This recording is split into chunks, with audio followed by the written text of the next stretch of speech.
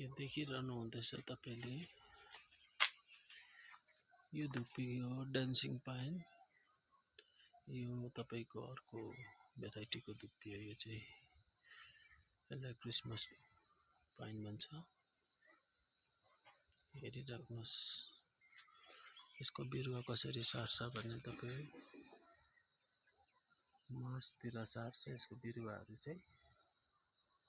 अहिले सार्दा पनि छ टाइम यसको साउनहरुतिर यसको भेराइटी थुप्रै हुन्छ पाइनहरुको लन्डन पाइन हुन्छ गोल्ड कोस्ट हुन्छ थुप्रै हुन्छ यसको भेराइटी हेर्नुस् तपाईहरुलाई म जुम गरेर देखाइदिने छु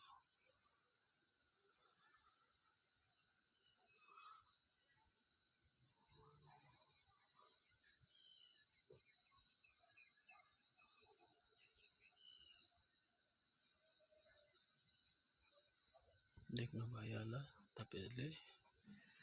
यो तपाईको 3 सालको बोट हो मेरोमा भएको